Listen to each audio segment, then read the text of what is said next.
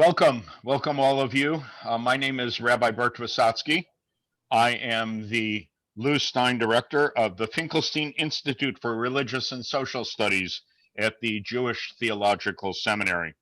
It is my special honor to introduce today's guests, and I'm going to begin with our oldest guest first, my old friend John Sexton.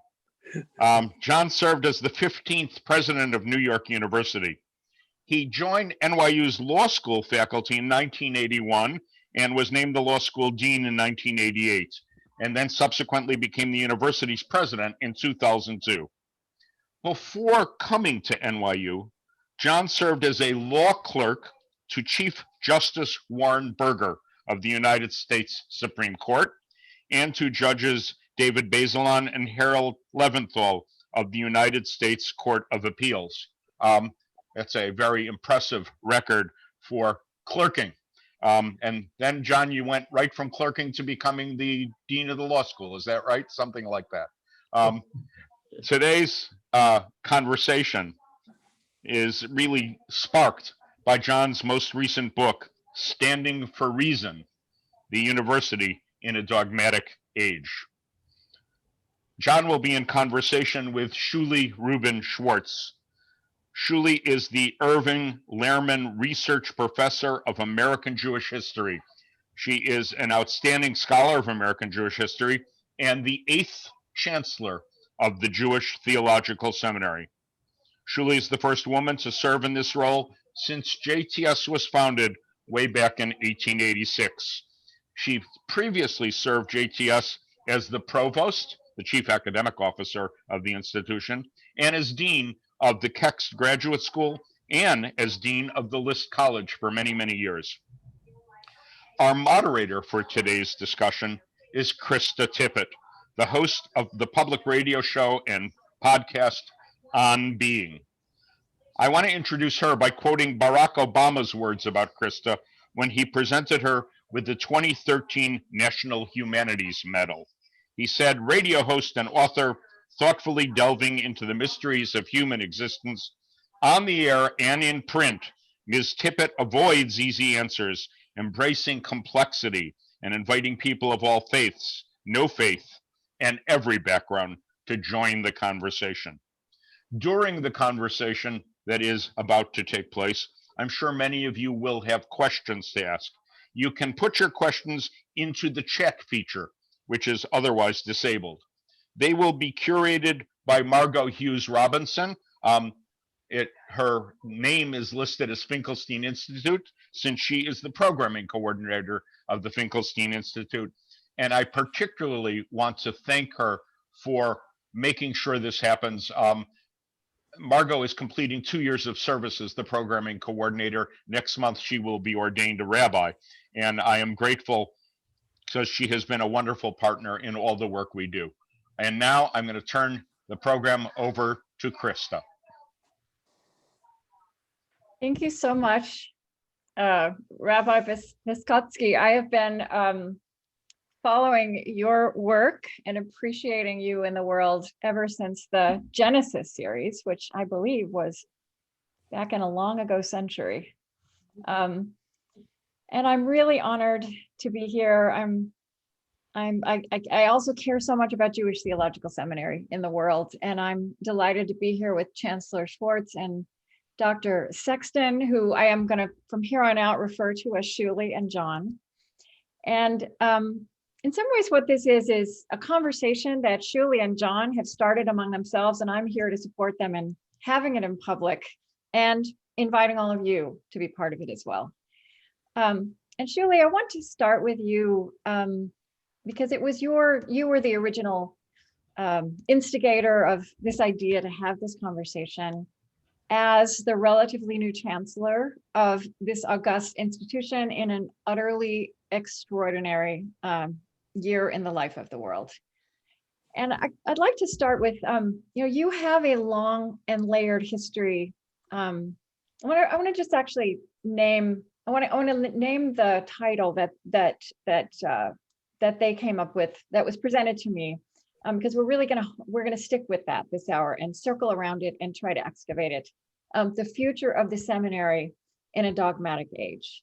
And Shuly, you have a long and layered history with the seminary and with this particular seminary in your life, in the lives of generations of your family. So you have been inspired by John's work and thinking, and we're going to hear a little bit more about that in a minute, on the evolution of the academy in the context of our culture. But I'd love to hear a little bit from you as we start about the evolution of the seminary within the context of our culture. What it means to be an academic community and a Jewish community. Who is at seminary in 2021, and why do people come to seminary in 2021, and how has that changed in your lifetime? Thank you, Krista. It's wonderful to be in conversation with John, and I thank you for facilitating that for us. You're right. My connection to JTS goes back really from even before the womb, I guess. Yeah. My grandfather was a graduate of JTS in 1920, so now over a century ago, and my parents as well were graduates of JTS. And I guess I first learned about JTS, or I guess I always knew about it, but I first experienced it for myself as a teenager.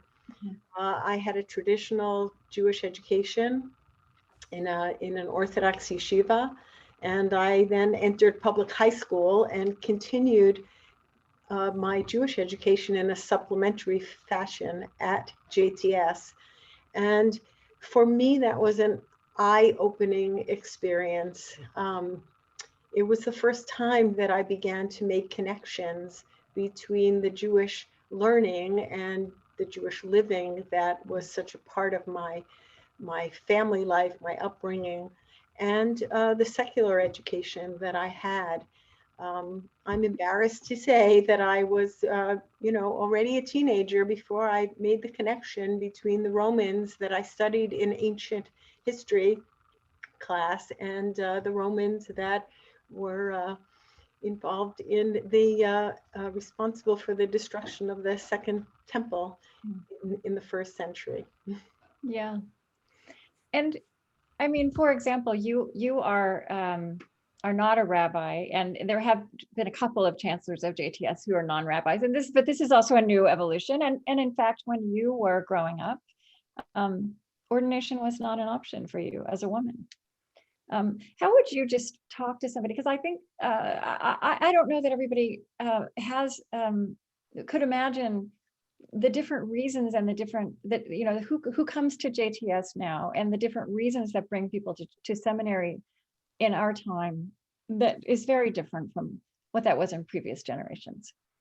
Certainly, because I mean, first of all, JTS has 5 schools. Only some of those who come to seminary, so to speak, are actually seminarians, right? Who are training for careers in the clergy.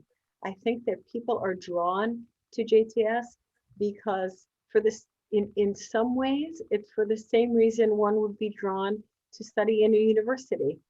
That quest for knowledge, that quest for truth, the quest to really interrogate the Jewish past, the Jewish experience, Jewish ideas, Jewish texts, with all the rigor of critical inquiry that one would expect in a university. But at the same time, people are drawn to JTS because they want not only to uncover secular truths, but also to uncover eternal truths, to understand more about what does God want from us in this world, and what is our responsibility to it. So, John, you are representing the secular university in this conversation, but you yourself almost, I believe this is true, almost became a priest. So you are also someone who across your life has taken seminary and theology seriously. And in your recent writing and thinking, I'm just going to summarize this briefly, but I want you to bring us all into it. You kind of trace this trajectory of dogmatism, from dogmatism to ecumenism, as a big feature of religious life writ large in your lifetime. And a trajectory, as you've named it, in the opposite direction in the academy, from what you call a secular dogmatism to what you call a secular dogmatism, from what was a secular ecumenism. I'd love for you to kind of introduce us to this concept, but also specifically in terms of the conversation that it sparked with Shuly, what she responded to, and how the two of you have been connecting over this idea. Well, first, it's a great privilege for me to be in a conversation with two extraordinary intellectuals, and my admiration for Shuly and for JTS runs very, very deep.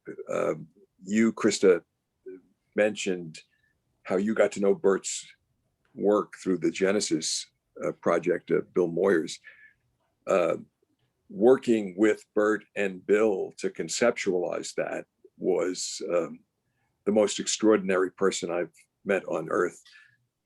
My late wife, Lisa, who put that together and actually wrote the study guide for that project, even though, because she was Jewish and believed in tzedakah, her name's not mentioned even in a footnote of that study guide, which has sold 400,000 copies.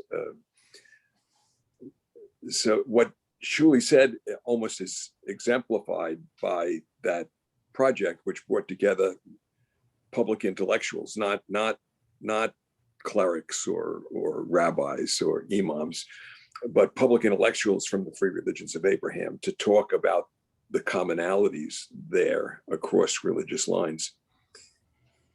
For me, the entering point to your question is very clearly dated. It's 1956. It's in Brooklyn. You can tell from this accent, that's where I was reared.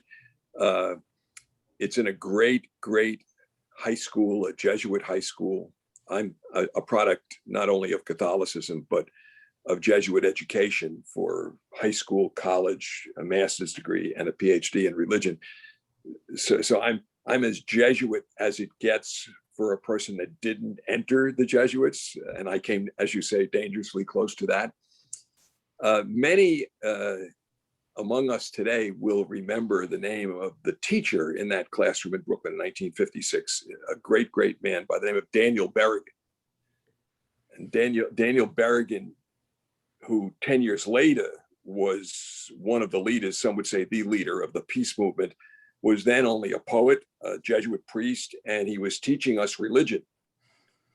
And he wrote on the blackboard the words in Latin, extra ecclesia nulla salus, outside the church, there's no salvation. And I went up to him, a 12-year-old, after class and said to him, Father Berrigan, does that mean that my best friend, Jerry Epstein, can't go to heaven? And Danny Berrigan said to me, Jerry will not go to heaven unless you baptize him. Mm-hmm. That was the exclusion, the triumphalism of Brooklyn Irish Catholicism and the church widely in those days. Now, the arc you described theologically, I mean, I was then drawn to that question. I mean, that answer troubled me deeply. And fortunately, I had influences around me and teachers, and then the availability of a PhD program in religion that was started by the great Timothy Healy, who said to me as he recruited me for the program, it's going to be important for Catholics now that the Vatican Council is happening to understand other religions. So I was drawn early on as it was forming into the ecumenical movement, as John the 23rd called it. Mm-hmm. And 60 years later, in 2016, I could be in the Emeritus, I think Bert was there, for a meeting of the representatives of 25 faith traditions to discuss how we each could, without abandoning our own particular place of faith, how we each could benefit by both seeing the world through the eyes of other faiths and seeing ourselves through the eyes of other faiths, and abandoning the destructive and unnecessary notion of triumphalism and exclusion.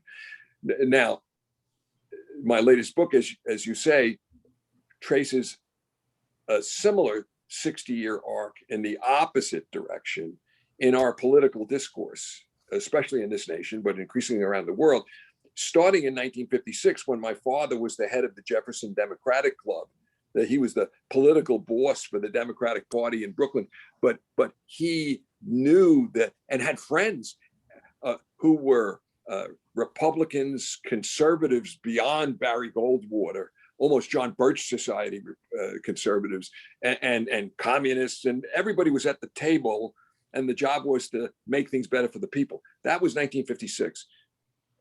2016, I don't have to tell anyone here.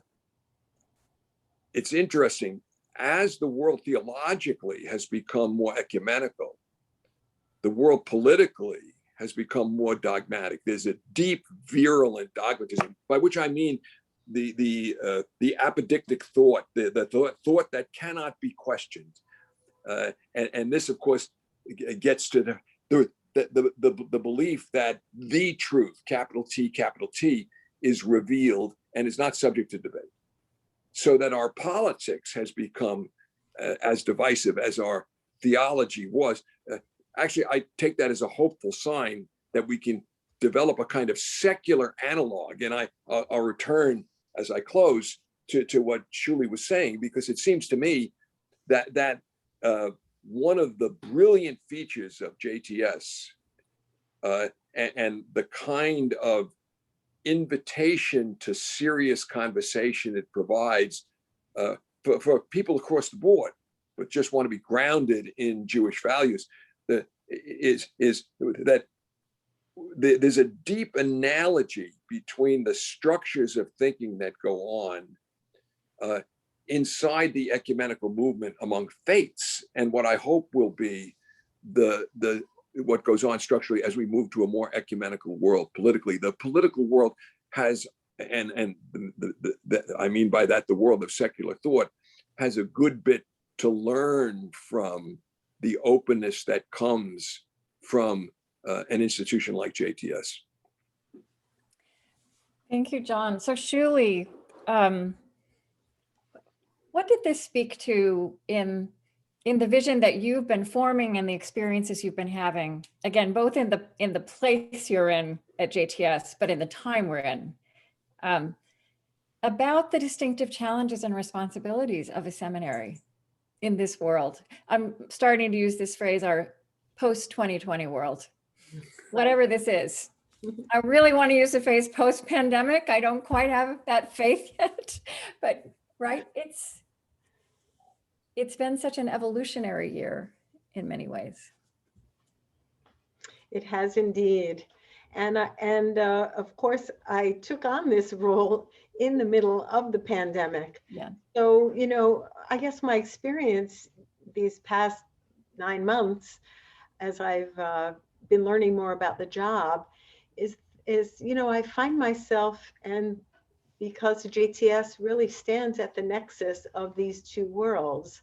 So on the one hand, I'm in a group of new college presidents who've all taken over, like me, in the middle of a pandemic, and are thinking through the challenges of what it means to run a university during this time. At the same time, I'm also in conversation with other seminary heads, thinking about what is our obligation as a religious institution during this particular era.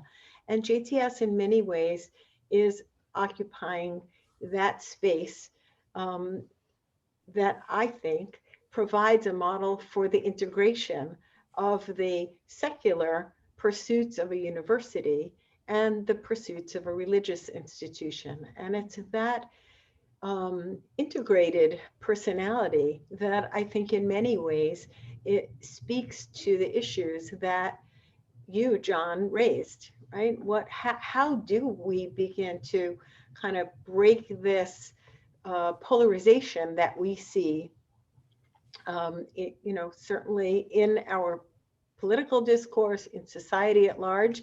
And I have to say, speaking from the Jewish perspective, there's a lot of polarization in the Jewish world as well. I would say ecumenism has not necessarily taken hold in the same way in the Jewish world. Well, the ecumenical challenges now, I think, in every tradition are internally in the faith, right? That's such an interesting development in the last 60 years. Anyway, sorry. Yeah. Yes, for sure. So, that's where I really think we have something to offer. What does it mean to think about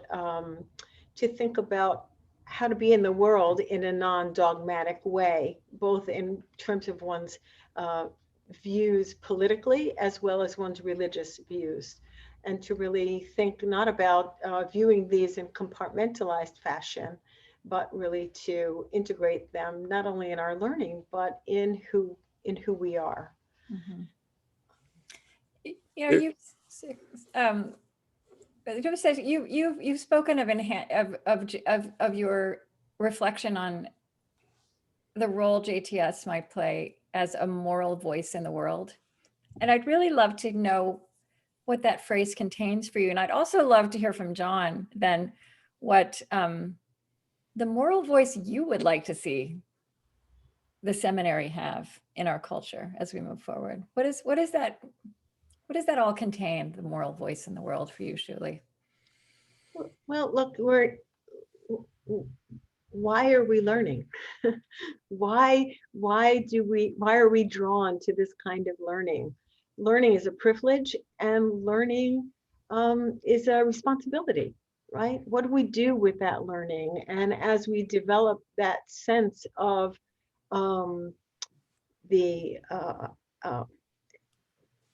as we integrate the lessons of that learning, the lessons of the Jewish people, of our texts, of the thinkers that came before us, that one would hope, and I certainly would hope, that all of our students would think about that learning as the foundation for action, right? How does that change what we do in the world? We are training Jewish leaders who we hope will not only be transformed by their learning, but will make a difference in the world. Will bring this learning to bear on the challenges of our era. And I think that JTS has an important role to play in providing a megaphone for those kinds of values, the values that speak to us from a place of learning and of religious commitment. So sometime in the mid-90s, I was on a panel with another law school dean, the dean of the University of Notre Dame Law School. And the topic, it was a plenary session for all the deans in the United States, was the role of values as a grounding for a legal education. And I generally speak second or last on these panels to kind of do a kind of cleanup. And this man got up and he gave a speech that was less than a minute. He said, "I'm the dean of the University of Notre Dame Law School. You know what values Notre Dame stands for. I'm finished." And he stopped. This is something I thought about a good deal before assuming the presidency of NYU. The trustees began to push me in 1997 to move over from being dean of the law school to being president. And the Jesuits had trained me that, I had been given a gift. I had been blessed, as the three of us on this call are. I say this to my students all the time. The three of us were lucky. We had nothing to do with it. We were born smart. Call that grace if you want. You're just given that, right? And it's like winning the lottery. And then the question becomes, what do you do with it? And the Jesuits taught us to be persons for others, to live a useful life. And I just didn't see a utility for a long time in becoming the president of NYU. I understood there was the moral utility in training lawyers who were humanists so that the instrument of law was used with value. I didn't see making NYU better as being morally worthy. It was when I saw a special role for a university was so connected intimately with New York City, the world's first ecumenical city, because we were really the city, the world in miniature. I said, wait a minute, maybe NYU has a special moral leveraging power. And then I began trying to put on offer to NYU the possibility of becoming an ecumenical university.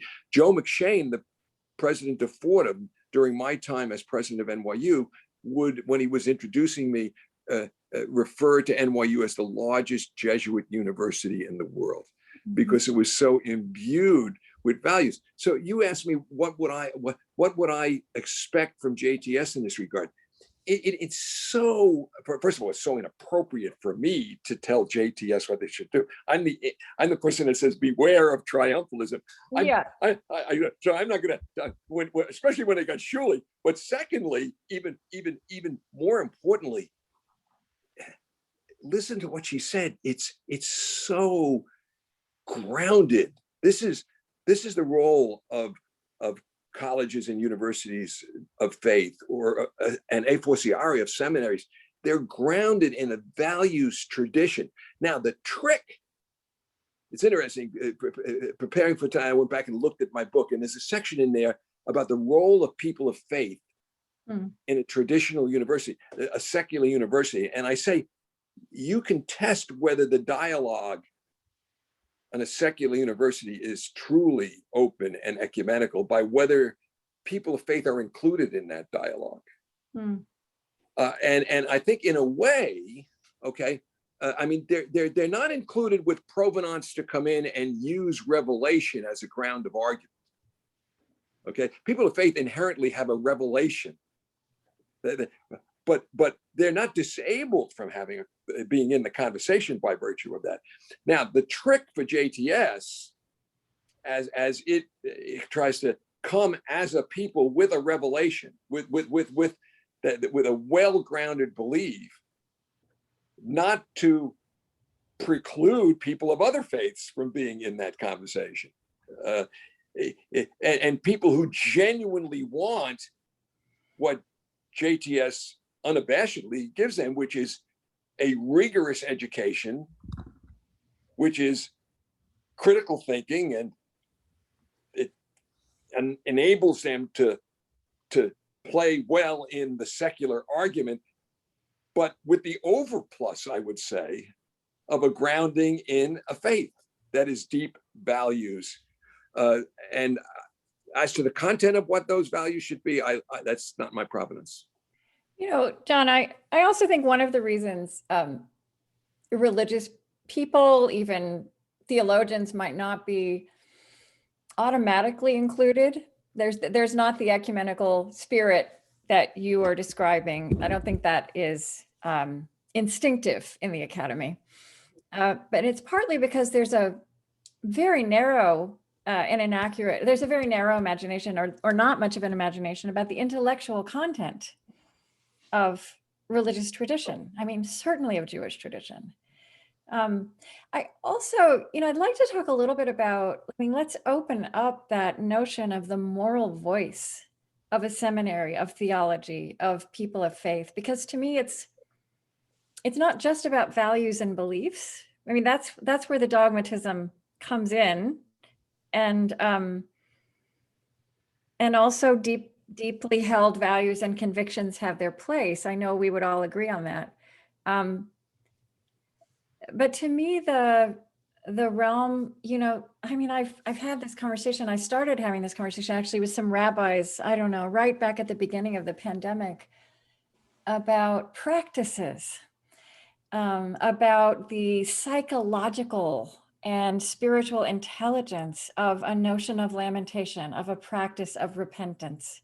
I think Midrash is one of the great gifts to humanity of Jewish tradition, right? A way to read sacred text that brings out such a fullness of imaginative intelligence, and not just about who God is, but who we are, right?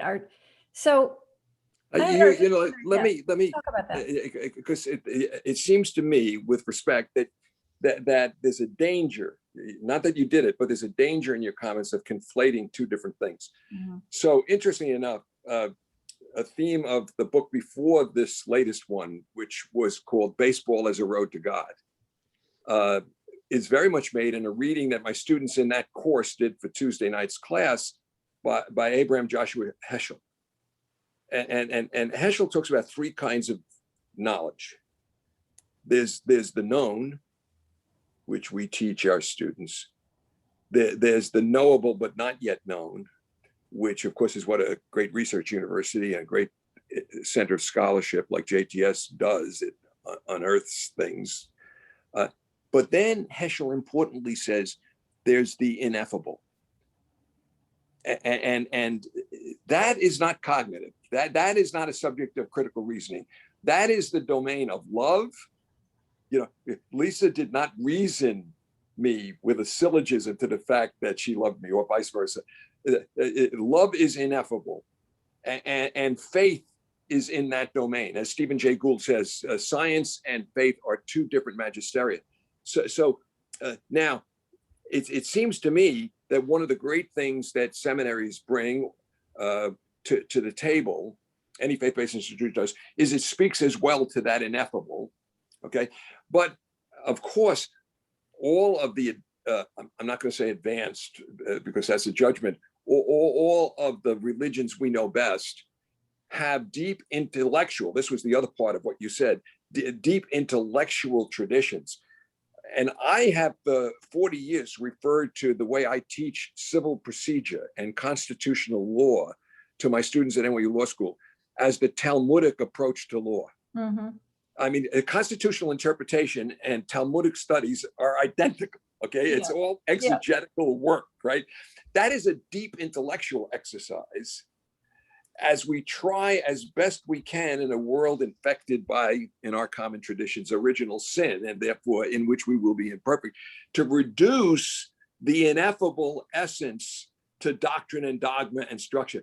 Those are two different things. And speaking of my own church, I think sometimes in the 2,000-year-old, the mere 2,000 history of year-old history of my church, the doctrine and structure have been used to perpetuate power, sometimes not always for the good. Right. These institutions were created by human beings, right, and led by human beings. Shuly, what are you thinking? I just want to know where your mind is going and how you want to speak into this. Yeah, I mean, right now, the one thing I would add, you know, we're talking about these, the ineffable, we're talking about you're pressing on the question of what is a moral voice. I think one of the things that's been missing in this conversation that the university at its best brings to this discourse, and an institution like JTS brings to this discourse, is the notion of who we're in conversation with, right? And the Jewish method of learning is learning in chevruta. We don't, you know, we're not fed a catechism of our values and then meant to go out into the world with what we've memorized. And the way we not only hone our intellects, but hone our hearts and our souls is in conversation with others. And the more voices are around the table with us, the more we will learn. We don't only learn from the texts that we discover, interrogate, think through with various lenses of interpretation, but we sharpen our thinking and our values in conversation with others who are equally committed to that deep inquiry, with a sense of humility, with a sense of love, and with a sense of respect. And all of that comes into play in any kind of, I would hope, in any kind of religious engagement with the text, and in any kind of critical engagement as well. You know, there are some really excellent questions coming in, and I just want to bring them in. And I think this follows a bit on what you just said, Shuly. Here's a question. If we are non-dogmatic, can there be Jewish law? Yes, of course. Is Heschel, has he suddenly entered? Is he sort of circling around the conversation now too? But yes, I mean, Jewish law, after all, is halacha. Jewish law is a way of life. It is a way of being in the world, and law and is in conversation with our values, right? So that law is kind of one part of the coin, and then it is amplified through judgment, through discernment, through the values that that grow out of that, and you know, inspire us to walk that path, to walk the path of halacha. 50 years ago, I read a book by a man named Henri Rondet, a Catholic theologian, titled "Do Dogmas Change?" And it took me probably 30 or 40 years to realize that that book was about the debate between Justices Brennan and Scalia about whether the Constitution was a living document or a static document, you know, a moving picture, or just a snapshot. It's the same heuristic. That's why I say it's the Talmudic approach. The enemy is certitude. The enemy, to echo what Shuly said, is a refusal to listen, to engage in genuine dialogue, where you not only try to understand the other person's point of view, but have that view refract back on yourself with humility and an openness to see how your experience and articulation of the faith moment can be better. Someone was fascinated by the questions that were included in the description of the conversation, about the question about what would be considered a heresy at either institution, at a JTS, at an NYU, at this present moment. I wonder if each of you has thought about that. That is a question that enters if we frame the conversation in the way we have here. Look, as an educational institution, for the purposes of education, nothing is a heresy, right? I want students to be able to ask all of their questions, to test out any of their ideas, and to, as both John and I have said, to learn how to listen to others and sharpen or deepen their own understanding as a result of that. I would say that when everyone in the enterprise of learning is there with that same commitment of respect and of love for the material that we're studying and the values that we're engaging with, then nothing should be off the table. So I think it should be said that that Shuly and I share a commitment to what we're calling ecumenical thinking here, to listening, to dialogue.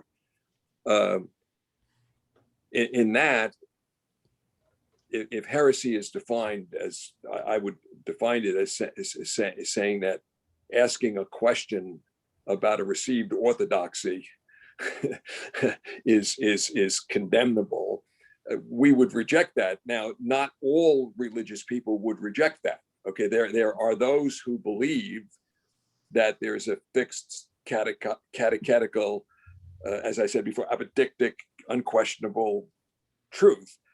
And of course, they are entitled to that.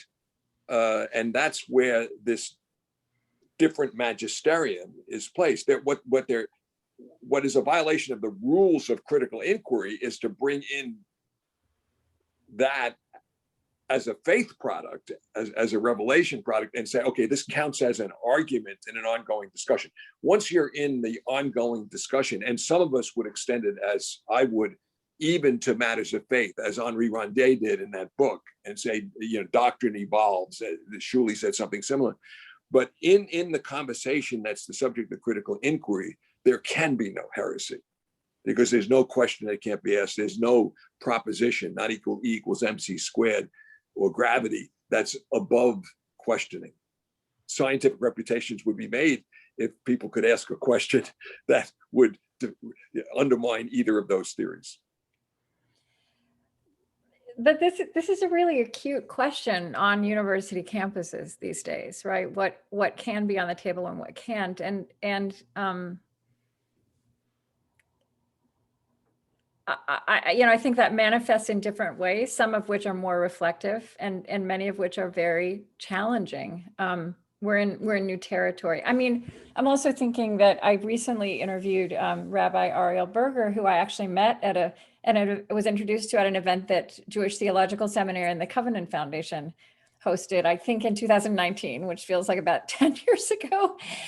And he spoke a great deal about the depths of Jewish tradition and I think virtues and ways of seeing that kind of disrupt the ways we do polarization, but also did say that Elie Wiesel, who was his teacher, would not engage in a dialogue with a Holocaust denier. That there are boundaries. And a lot of those boundaries are being questioned and redrawn, but I think it's worth, I think maybe the question would be, Shuly, what is in the tradition how does the tradition form and guide discernment about, what's on the table, how it's on the table? What is, what something being on the table can have a different meaning as well. Yeah. I mean, just to speak to your specific question there about engaging with Holocaust deniers, part of what I would say is that I guess the ground rules are not which questions can you ask, but what is essential for honest discourse is to be all in on what we understand as the role of the university, right? The quest for truth, for verifiable truth, for critical thinking about the truth. Holocaust denier is not abiding by those ground rules, and so there's no conversation to be had. I spent about 20% of Standing for Reason trying to address the role of the leader of any institution of higher education, let alone a seminary, in addressing that particular question. When I was dean at a law school, I had a fairly simple-minded, it turned out in retrospect, view, which was essentially time, place, and manner rules, and anybody can speak. I came to realize that, exactly as you say, Krista, there are boundaries, and it's the job of the leader of the institution to essentially insist on those boundaries, and it's important to have a discourse that proceeds by the rules.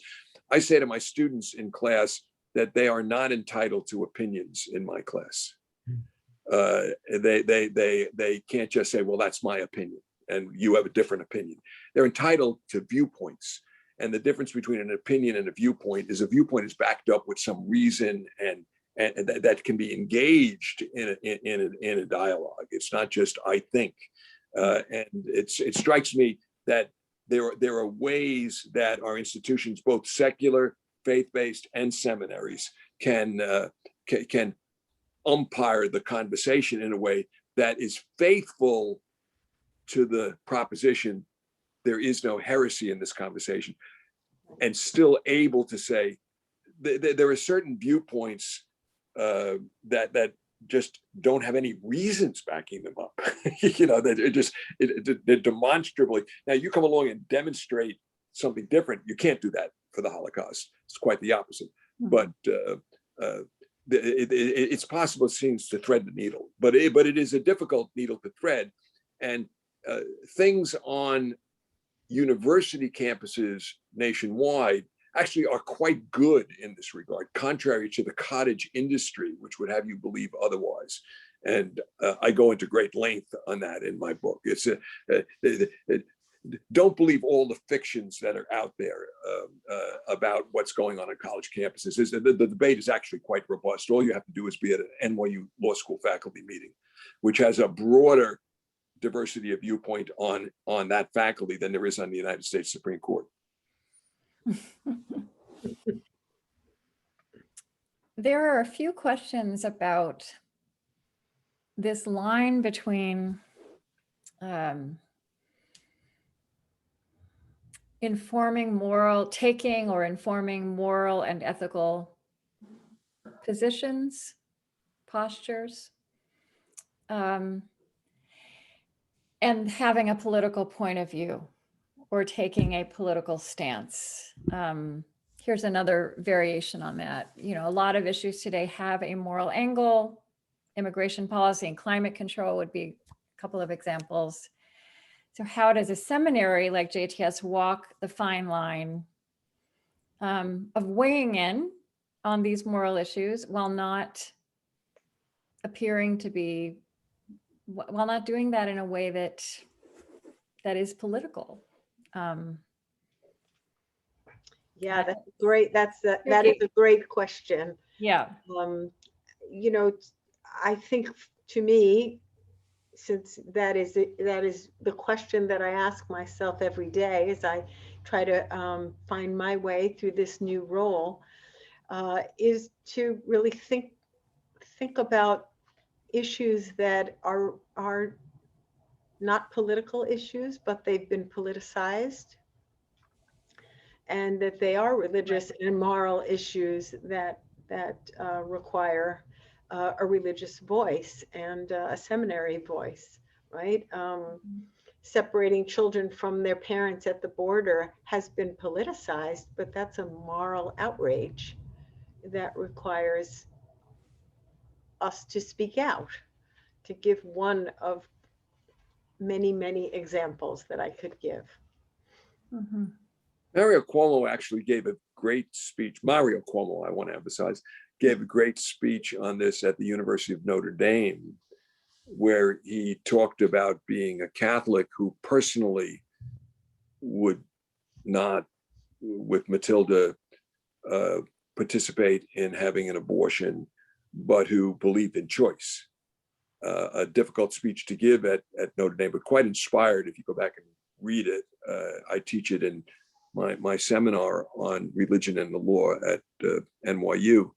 I think that I wouldn't be as defensive about the fact that many political views can be grounded in part in faith. I mean, there are laws against murder. There's a commandment against murder.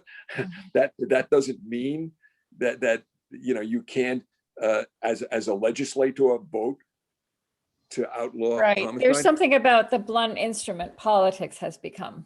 Yeah, well, I think Shuly's distinction, many things have been politicized, but one of the things that has been politicized is the fact that folks try to bring sometimes the magisterium that has to do with faith into the political arena as if it were an argument political arena.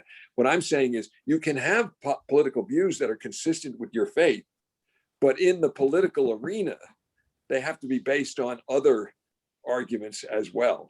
It can't simply be, God told me that homicide is wrong. It must be something more. Mm-hmm. I guess this also, I mean, Shuly, you said you think about this every day.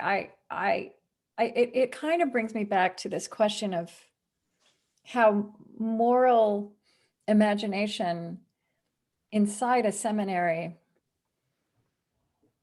yes, will address what is right and wrong, but also addresses the nature of the grappling and even the nature of the confrontation one has with the other, the stranger, the neighbor,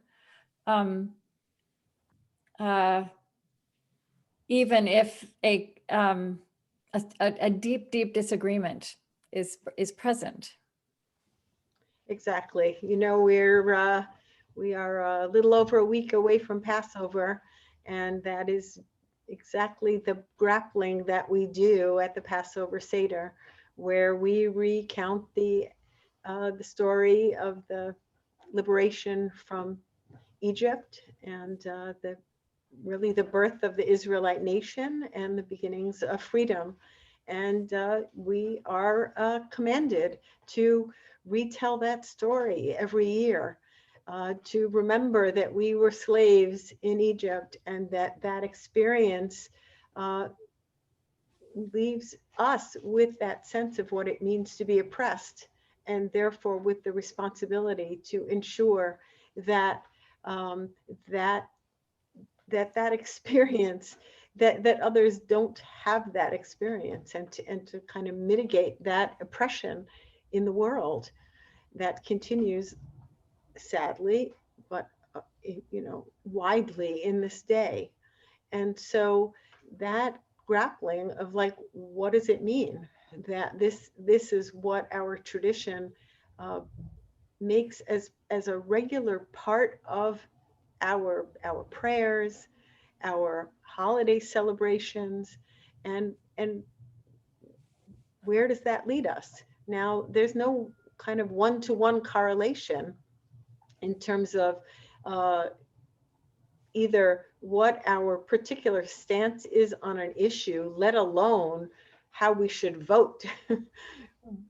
On the other hand, that is part of the integrated personality that we hope to cultivate at a place like JTS, so that it's not, okay, this is a ritual that I conduct in my home for Passover, but it has nothing to do with the life I lead as an American and the vote that I will take on an issue, or the party that I support, or a candidate that I am hoping will win. But rather, we need to take those values and have them impact everything that we do in life. Mm-hmm. This is a beautiful statement of the process we've been discussing. I mean, as a Catholic who participates in a Seder where long ago, 30 years ago, Lisa placed the orange, you know, so we're in that kind of Seder, you know, where we shall overcome is sung, and this story of liberation is generalized very much. How can one not say that the ritual return, here I'm trying to tie some things together, the ritual return to in illo tempore, in that time, and the experience that comes from that, you know, touching that experiential side, that ineffable base of our faith, and the reality that comes from viewing oneself as a slave. And that is not supposed to impel certain needs for political activity as we look out at the world today. Of course it does, and one shouldn't be ashamed of that. But one shouldn't think that experience, so deep for those of us that have it, convinces somebody else. We've got to figure out some other way to convince people. That's a different thing when we get over into that magisterium. But the two are, because we are one human being, the two are deeply connected, and they make the people that that those of us who have the experience are. Mm-hmm. I think I want to ask one more question from this wonderful way we gather now, this Zoom room. How, and this is another boundary, another line that one, I believe, probably both of you move back and forth across. How to enact a commitment to critical inquiry and interfaith pluralism while maintaining the power of devotional practice and piety. And this is not in this question, but I think, you know, implied there are truth claims in our traditions, right? There are. In other words, this question reads, how do we hold on to the personal fulfillment and purpose that dogmatic religion provides, but in an open and free-thinking context? To me, the more grounded a person is in their own faith, in whichever particularistic way they find spiritual meaning and faith, power, reassurance, strength, the stronger that is, I think the more confident that individual can be in engaging in an ecumenical way with the world. It is because of my own deep connection to my faith that I think I'm able to appreciate the deep faith of others whose commitments are very different from my own. And that's the beginning of true dialogue. Mm-hmm. You know, so Martin Buber writes of the I thou, and one of the great blessings of being in an I thou love affair is that, you know, as the poet yearns, you get to see yourself as others see you, and your thou can usually, at least, tell you that without you getting very defensive. You know, and that is a tremendous growth experience. It's not just that you get in deeper contact with yourself, but you're in that refractive love affair. Now, the no one need abandon his or her own doctrine or faith belief. As I keep saying, it's a separate domain, and you're entitled to it.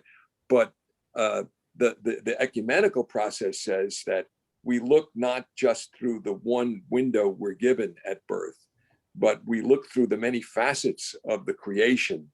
And one of the things we do, which is really important, it's not just seeing the world the way that other person from a different tradition sees it, but it's seeing ourselves through that person's eyes.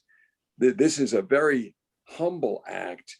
It's aggressive listening, it's aggressive engagement and empowerment of the other, but it doesn't require you to abandon where you are. It just requires you to see it more fully and through many other eyes, and that's a growth experience.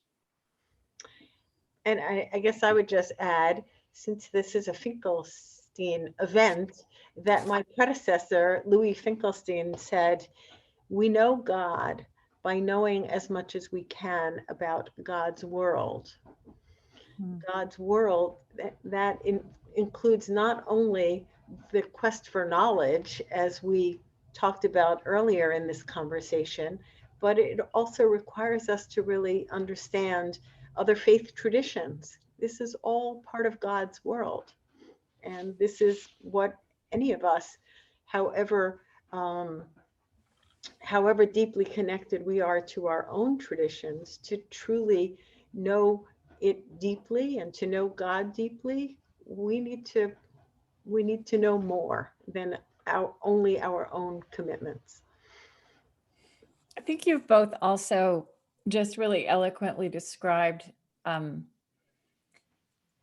something that is experiential, that you actually can't argue about or define in the narrow terms of the academy, right? It's actually a paradox of meaningful ecumenical or interreligious encounter, right? And I even think of Abraham Joshua Heschel writing about depth theology, this mystery of people planted deeply in exclusive truth claims and very traditional religiosity, but finding a kinship there that is in the realm of mystery. And yeah, I just find that the man that was my mentor for my doctoral paper, which is on whether the Unitarians succeeded in creating a dogmaless religion. So that's how long I've been wrestling with this issue of that. That was 1966. But he, when I met him, Krista, was the arguably the world's leading expert on a single Catholic theologian of the medieval church, St. Anselm.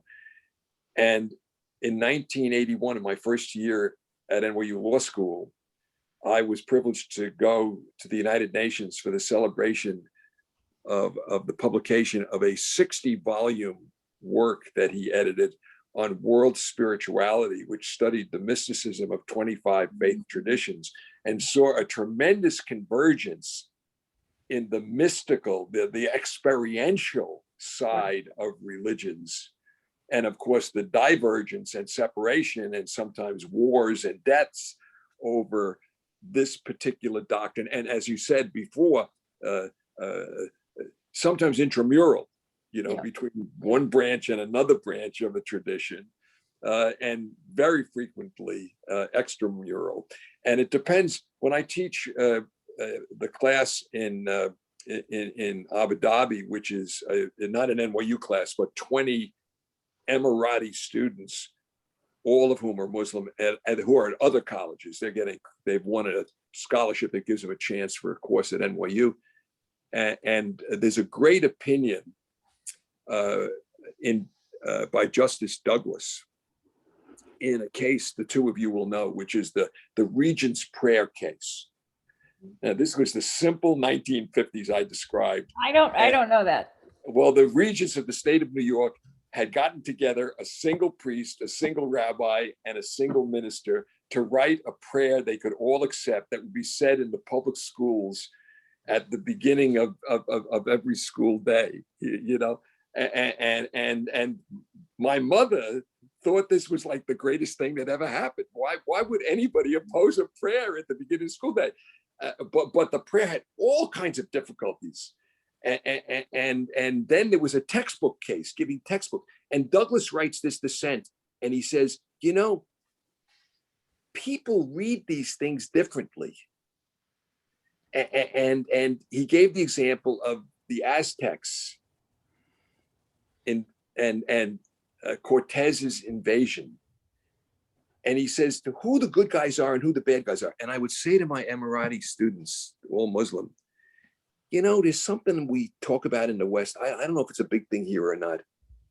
It's called the Crusades. And I look at them, I say, who were the good guys? Mm-hmm. And it depends, right? It depends where you're sitting, right? They've been taught the good guys were different people from what I was taught. Do you know those students within a half an hour, every single one of the 12 times I've taught them, within a half an hour have made the connection to what they've been taught about Israel. And it's that same dialogic process of seeing it through the other person's eyes that Douglas was urging there, that gets them to a point where they can have a debate in class, as they do over where as to one representing Israel, one representing the Palestinians. And that's what we have to encourage, is that ability to see it through the other person's eyes. And that's just embracing creation.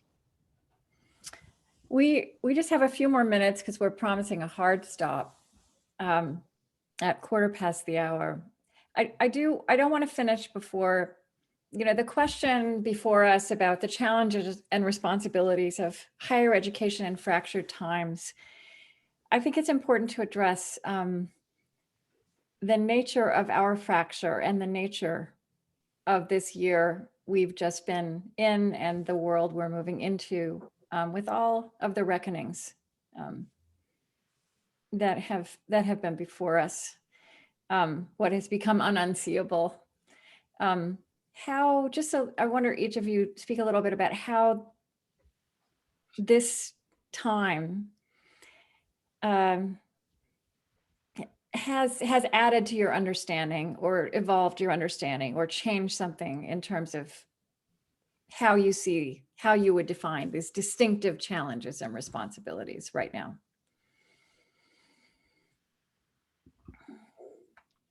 To me, in many ways, the narrowing of our world during the pandemic, our own individual world, where we're each in our, I'm in the second bedroom of my apartment, and I see everyone on the screen, many of whom are also at home. The narrowing of our social connections, the narrowing of opportunity in so many ways. I think that has, in some ways for worse, in other ways for better, led to a kind of hyper focus on areas that we might not have focused on before. So in the negative, the kind of hyper partisanship that I think, I think it is plausible and maybe probable that the narrowing of other things in our lives has made partisanship more, even more excessive than it has been. But on the other hand, I think that it is also placed a spotlight on inequities in society, on the racial reckoning that is so long overdue. So to me, what it does is heighten the urgency of the work that needs to be done, some of which we can do from sitting in our bedrooms, but others of which, when we resume society in whatever way we do, we have important work to do. John, I want you to reflect on that in the context of what is my last question, and then we'll have Shuly have the last word. And I think Rabbi Vysotsky wants to come back in. If I ask you right now, today, what is making you despair, and where are you finding hope? Well, I don't despair. The conclusion of my book is called Being Worthy of Lisa. And the one thing she taught me, because I realize what I'm arguing for in the book is arguably naive and Pollyannish, believing that there can be genuine, aggressive dialogue and good faith and all of that. But she said to me, essentially, it's a version of Pascal's wager. If good people don't fight to continue the arc of good in the direction of justice, then it's not going to happen. So there's no alternative. Despair is not an option, and it just gives me great heart when I see people like Shuly and Bert and institutions like JTS. I see the way NYU has embraced, as a secular university, the idea of being an ecumenical university and creating this dialogue, absent the benefit of having a faith grounding, but still capable of doing it and saying we're going to push forward justice in the world. So I don't despair. I'm very hopeful, and to come back to where I started, I'm hopeful because I've seen ecumenism break out in an area one would have thought it was impossible, where Danny Berrigan could say Jerry Epstein would never go to heaven, and no Jesuit would say that today. Yeah, Shuly. So I would despair, yeah. And where are you finding hope? I would say, I too don't feel despair. I think it is because I'm a historian, and God knows there have been many moments of despair in history, and so some of the despair we might be feeling today has been felt before, and thank God we've pulled ourselves out, and I have faith that we will do that again. Hope, the hope comes from our students. When I see the earnestness, the seriousness, the intelligence, the love, the commitment that our students have, to this enterprise of learning and of the responsibility to make a difference in the world that learning imposes on them, that gives me tremendous hope. Thank you so much. Thank you for allowing me to be part of this, and thank you for everybody who's been present. Thank you, Krista. Thank you.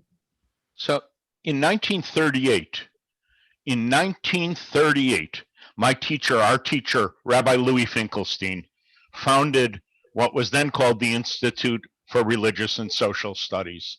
He founded it with his colleague Reinhold Niebuhr, the great Christian theologian at Union Seminary, and his colleague Margaret Mead, the social anthropologist at Columbia University. And the three of them wanted to bring to bear thinking from religions on the world's problems.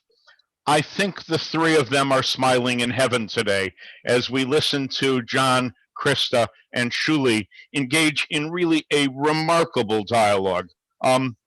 The word dialogue comes up again and again, and it did in today's conversation.